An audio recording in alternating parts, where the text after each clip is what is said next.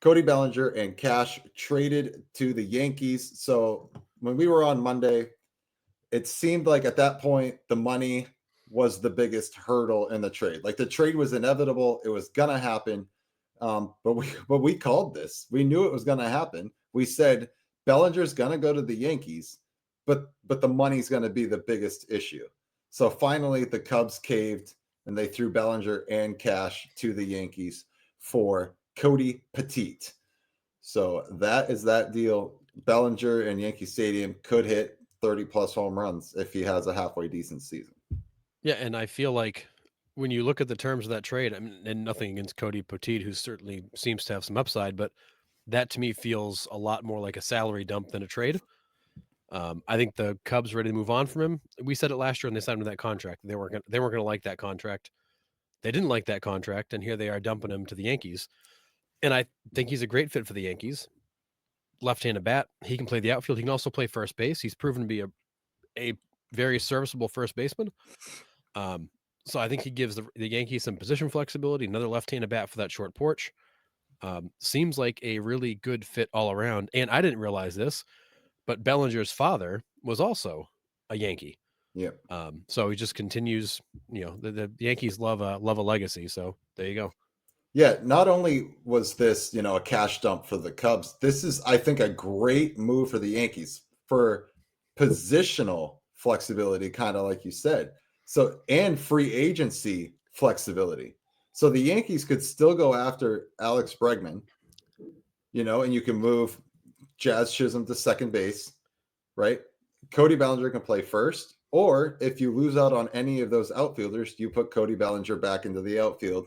If you don't get Santander or Teoscar Hernandez or Jerkson Profar or one of those names, Right. then you have Bellinger in the outfield and you bring up Ben Rice. So this move only helps the Yankees.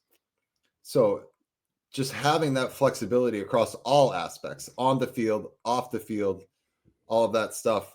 I mean, this is a great deal for the Yankees. They don't have to pay his contract because the Cubs were like, here, just take him off our hands, please. Yeah, hot potato. Yeah. Can I? So, Are we in the circle of trust, Nick? Can I confess something? yes. Okay. And I want to throw up at the thought of saying this, but I'm going to say it out loud. I've spent the last 3 years on this show railing on how terrible Brian Cashman has done for that organization. Bad signings. He's playing fantasy baseball, not real baseball. But this offseason, as they would say on Dumb and Dumber, Brian Cashman has totally redeemed himself. He has Yeah. he didn't overpay for Soto. He's made some really shrewd trades. And you look at that team, and I will go on the record right now saying that team as it stands right now is better than last year's team. And yes, Juan Soto's a huge part of that. But you look at what you've added to that lineup, and you're going to backfill most. Now, granted, they're not done, but you've already backfilled a lot of what you lost from Juan Soto.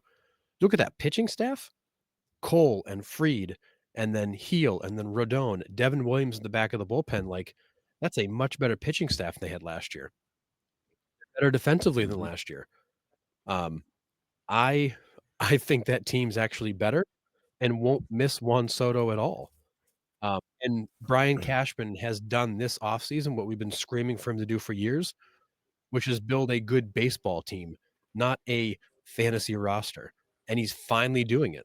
So I will go on the record saying that as much as I've railed against Brian Cashman, he has absolutely done a fantastic job this offseason rebuilding that lineup and making fans forget about the Juan Soto situation. Yeah. I mean, I don't think they're going to forget about it, but if they're a rational fan, kind of like, I'd like to say we are when it comes to our Red Sox, like we didn't want the Red Sox to pay that much money for Juan Soto. Like we didn't. We have way too many holes in our lineup to spend it all on one guy. Like we can use that money and get 3 or 4 guys in there that will help out the team. And I think you're right. Like Cashman finally was like, okay, like we're going to pivot and we're going to get help where we need. Um, you do still, I mean, Cody Bellinger's a good piece. I mean, his average is he's so Yes. inconsistent. That's the hardest part for me. But you're not bringing in a 200 strikeout guy. Like he does put the bat on the ball for the most part. Yes, he has stretches just like every Major League Baseball player does, where he goes up, he goes 0 for 10 with 8 Ks in a row, like, but that's the pitching nowadays. That's the approach at the plate. But Yankee Stadium is just built for left-handed power hitters like him. I mean, Well, it is. And he's a line drive hitter, and he's gonna steal a couple home runs where he hits a frozen rope and it just gets into the first row yeah, and there. I think where the Bellinger trade is really a massive win for the Yankees is he can run, he can field, he can throw, he can do all those things. Um, but for the first time in a long time, the Yankees have a guy with actual like position flexibility.